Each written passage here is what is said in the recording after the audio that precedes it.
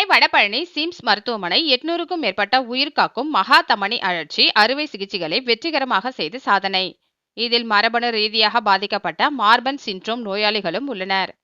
Sims மருத்துவமனையின் institute of cardiac and aortic disorders சிகிச்சை பிரிவு 800க்கும் மேற்பட்ட சிக்கலான அறுவை சிகிச்சைகளை வெற்றிகரமாக செய்துள்ளது. இது குறித்து செய்தியாளர்களை சந்தித்து பேசிய 2000க்கும் மேற்பட்ட பெருநாடி அறுவை சிகிச்சைகளை வெற்றிகரமாக செய்துள்ள அனுபவமிக்க மூத்த நிபுணரும் சிம்ஸ் மருத்துவமனையின் institute of cardiac and aortic disorders இயக்குனர் டாக்டர் வி பாஷி அவர்கள் இது குறித்து பேசுகையில், ஆரம்ப கால நோயறிதல் மற்றும் சிறப்பு கவனிப்பு ஏன் அவசியம் என்பது குறித்து விளக்கினார். பெருநாடி அறுவை சிகிச்சையில் சர்வதேச வழிகாட்டுதல் முதல் முறையாக அயோடா அல்லது பெருந்தமனியை ஒரு உறுப்பாக அங்கீகரிக்கிறது.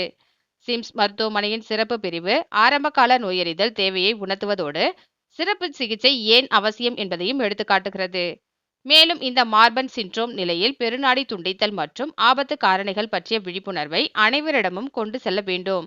இதனால் இந்த பாதிப்பு இருப்பவர்களுக்கு ஆபத்தான நிலையை தடுக்கவும் நோயாளிகளின் வாழ்க்கை தரத்தை மேம்படுத்தவும் நாம் ஒன்றிணைந்து செயல்பட முடியும். ஏனெனில் இந்த மகா தமனி அழற்சி ஆபத்தானவை. மேலும் இந்த நிலையில் சிகிச்சை அளிக்க உயர்ந்த தரமான அனுபவமிக்க நிபுணர்களின் வழிகாட்டுதலோடு உரிய பராமரிப்பும் தேவை. சிம்ஸ் மருத்துவமனையில் இதய கோளாறுகளுக்கு சிகிச்சை அளிக்கும் எங்கள் பிரிவில் திறமையான அறுவை சிகிச்சை நிபுணர்கள் அடங்கிய குழு உள்ளது என்றும், குறிப்பாக மார்பன் சிண்ட்ரோம் என்னும் சிக்கலான மரபணு நிலைமைகளை கொண்டவர்களுக்கு சிறப்பான மருத்துவ சேவையை இக்குழு வழங்கி வருகிறது என்றும் அவர் தெரிவித்தார். நம்ம அயோட்டிக் அவேர்னஸ் டே பத்தி பார்க்க போறோம். இந்த அயோட்டிக் அவேர்னஸ் டே செப்டம்பர் 19ஆம் தேதி உலகம் ஃபுல்லா அந்த அயோட்டா பத்தி பேசுறது பத்தி. அயோட்டான என்ன முதல்னு கேட்டீங்கன்னா, இதான் ஒரு பெருந்தமனின்றாங்க. என்னன்னா, இங்கதான் இருதயம் இருக்கும். இந்த இருதயத்தை பம்ப் பண்ணக்கூடிய பிளட்டை ஒவ்வொரு உறுப்புகளும் கொண்டு போறது இந்த அயோட்டான்றது தான். சரிங்களா? இதுதான் இங்கதான் இருக்கும். இங்க இருந்து பம்ப் பண்ணக்கூடியது பிளட் இந்த மூளைக்கு போறது இந்த ரத்த குழாய், அதுக்கப்புறம் அப்படியே கீழே இறங்கி கிட்னி, உடல், கடைசியில காலுக்கு, எல்லாத்துக்கும் கொண்டு போற ரத்த குழாய் இதுதான். எப்படி ஒரு டேங்க்ல இருந்து வீட்டுக்கோ ஃபேக்டரிக்கோ ஹாஸ்பிட்டலுக்கோ ஒரு பைப் லைன்ல தண்ணி போதோ, அதே மாதிரிதான் அந்த ரத்தத்தை கொண்டு போடக்கூடிய மெயின் ரத்த குழாய் தான் இந்த அயோட்டான்றது பேரு. இதுல தான் எல்லா ரத்த குழாயும் வரும். குட்டி குட்டி ரத்த குழாய் எல்லாம் இதுல தான் வரும். இந்த அயோட்டான்றது உடல் சுத்தி வரும். இதை பார்த்தீங்கன்னா இந்த பகுதி முன்னாடி இருக்கும், இது அப்படியே போய் இது முதுகு தண்டு ஒட்டி கிட்ட போயிட்டு இருக்கும் அது. சரிங்களா? இதுல பலவிதமான நோய்கள் வரலாம். ஒண்ணு என்னன்னு கேட்டீங்கன்னா, இந்த அயோட்டா நார்மல் சைஸோட கொஞ்சம் வீக்கத்தை உண்டாக்கலாம். வீக்கமாச்சுன்னு சொன்னா அது அனியூரிசம் அப்படின்னு சொல்லுவாங்க. அல்லதுன்னா இது இந்த கார்ட்போர்டு எப்படி தண்ணியில நினைச்சா கிளியுது இல்ல, அது மாதிரி இந்த அயோட்டா கிளியலாம். அது கிழிஞ்ச அயோட்டிக் டிசெக்ஷன் சொல்லுவாங்க.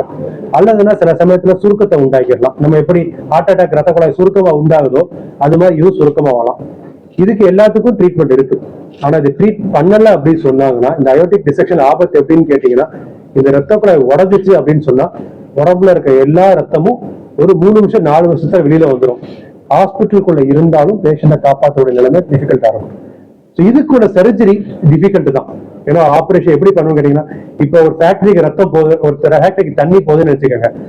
அந்த ஃபேக்டரியில பைப் லைன் உடஞ்சு போச்சுன்னு சொன்னா அந்த ஃபேக்டரிக்கும் தண்ணி போகணும், ஆனா அந்த பைப் லைனும் ரிப்பேர் பண்ணணும். அது ஒரு 5 நிமிஷத்துக்கு லேட் ஆச்சுன்னு சொன்னா அந்த ஃபேக்டரி செயல் நடந்துடும். அது மாதிரிதான் இந்த ஆபரேஷன் பண்ணும்போது இந்த ரத்த குழாயை அறுத்து எடுக்கும் போது கீழே உள்ள கிட்னிக்கு ரத்த ஓட்டத்தை கொஞ்ச நேரம் நிப்பாட்டணும். அதுக்கு நாங்க என்ன செய்வோம்னா, அந்த கிட்னியோ அது எல்லாத்தையும் இந்த உறுப்பை கிட்டத்தட்ட நம்ம நார்மல் டெம்பரேச்சர் 37 இருக்குன்னா அந்த கிட்னியோட டெம்பரேச்சரை 28 26க்கு கொண்டு வந்துட்டு அந்த கிட்னியை காப்பாற்றும் போது அப்படி வச்சுட்டு இந்த அயோட்டாவை மாத்தியும் செய்வோம் ஆபரேஷன்ல. அதுக்கப்புறம் திருப்பியும் நார்மல் டெம்பரேச்சர் கொண்டு வருவோம். இதுதான் அதனாலதான் இந்த ஆபரேஷன் ஒரு காம்ப்ளெக்ஸான ஆபரேஷன். இன்னொரு ஆபரேஷன் இதுல இன்னொரு பகுதி எப்படின்னு கேட்டீங்கன்னா, ஸ்டென்ட்டும் வைக்கலாம். இதுல ஸ்டென்ட் வச்சு இந்த அயோட்டாவை செய்யலாம். அந்த ஸ்டென்ட் எப்படி என்னன்றது டாக்டர் முரளி உங்ககிட்ட சொல்லுவாங்க.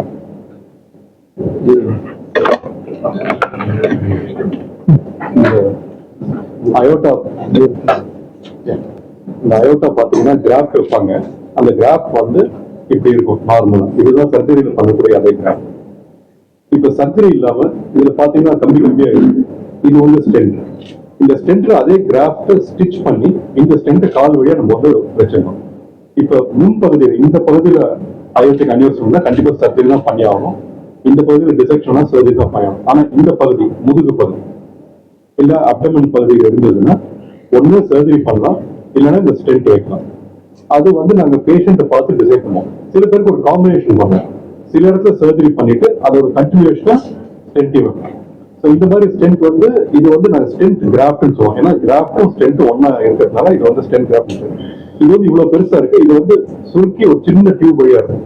ஏன்னா கால் ரத்த குழாய் வந்து ஒரு 8 மில்லிமீட்டர் 10 மில்லிமீட்டர் தான் இருக்கும். அது வழியா கொண்டு போயிட்டு we have to இந்த ஸ்டென்ட் நம்ம பிளேஸ் பண்ணணும். ஸோ இதுக்கு ஸ்டென்ட் கிராஃப்ட் ட்ரீட்மெண்ட். இதோட அட்வான்டேஜ் என்னன்னா மேஜர் ஓப்பன் சர்ஜரி செஸ்ட்ல தேவையில்லை, எல்லாமே கால் வழியா பண்ணிடலாம். அண்ட் அதோட பெனிஃபிட் பாத்தீங்கன்னா ஓப்பன் சர்ஜரி ஈக்குவலா இருக்கும். ஆனா சில பேஷண்ட்க்கு சர்ஜரி தான் பண்ணணும், சில பேஷண்ட்க்கு ஸ்டென்ட் தான் வைப்போம். யாருக்கு எது பெட்டர்னு சொல்லிட்டு நம்ம டிஸ்கஸ் பண்ணிட்டு சர்ஜன்ஸும் நாங்கள் இன்டர்வென்ஷன் டிஸ்கஸ் பண்ணிட்டு அதுக்கப்புறம் தான் நாங்கள் டிசைட் பண்ணுவோம். சில பேர் கேட்டிருந்தீங்க எப்படி என்ன சிம்டம்ஸ் வரும் என்ன வரும்னு கேட்டிருந்தீங்க. இது பாத்தீங்கன்னா இந்த பகுதி இருக்குல்ல, இந்த பகுதி வந்து இந்த நெஞ்செலும்புக்கு பின்னாடி இருக்கும். இந்த பகுதி இங்க இருந்து நேரா முதுகு போகும். இது முதுகு தண்டுல இருக்கும். சரிங்களா? இப்ப இந்த இந்த இந்த பகுதியை சுத்தி தான் வந்து பேச்சோட ரத்த குழாய் இருக்கும், பேச்சோட நரம்புகள் இருக்கும். சரிங்களா? இந்த இடம் வீங்கிச்சுன்னு சொன்னா பேஷண்ட்டுக்கு பேச்சு சரியா வராது. அது மாதிரி தடுமாற்றத்துல எவ்வளவு பேர் இஎன்டி கிட்ட போய் இஎன்டி எங்களுக்கு வந்திருக்காங்க. இந்த பகுதி பாத்தீங்கன்னு சொன்னா இந்த நுரையீரல் பக்கத்துல இருக்கும். சில பேர் இரும்பல்னால வந்திருக்காங்க, சில பேர் பாத்தீங்கன்னா வந்து ரத்தம் எடுத்து வந்திருக்காங்க, ரத்தம் எடுத்து வந்திருக்காங்க. சொல்லுங்க, இந்த பகுதியில இருக்குதுன்னு நினைச்சுக்க, பிரச்சனை இங்க இருக்குதுன்னு சொன்னா வயிறு வலியோட வருவாங்க. சோ அதனாலதான் சிம்டம்ஸ் சொன்னா எல்லாரும் கேட்ட மாதிரி கட்டிகுலரா இது மாதிரி இருந்தா அப்படின்னு சொல்ல முடியாது. எதுல வேணா என்ன மாதிரி சிம்டம்ஸ் வேணா இருக்கலாம். இப்ப இந்த இடத்துல வந்துச்சுன்னு சொன்னா இந்த பக்கத்துல ஹார்ட் இருக்கீங்க, ஹார்ட்டை சுத்தி ஒரு வேல்வ் இருக்கு, அதுக்கப்புறம் தான் அயோட்டா இருக்கு. இங்க வீக்கம் வந்துச்சுன்னு சொன்னா அந்த வேல்வ்ல லீக் வரும். வேல்வ்ல லீக் வந்து மூச்சு திணறலோட பேஷண்ட் வருவாங்க. சோ அதனால அயோட்டா பொறுத்த வரைக்கும் எப்படிப்பட்ட சிம்டம்ஸ் சொன்னாலும் யாருக்கெல்லாம் வரலாம். அதனாலதான் அந்த மார்பான்ஸ் உள்ள பேஷண்ட்ஸ் அந்த மாதிரி இருந்துச்சுன்னு சொன்னா அவங்கள கரெக்டா ஃபாலோ அப்ல வச்சுக்கணும். தேங்க்யூ.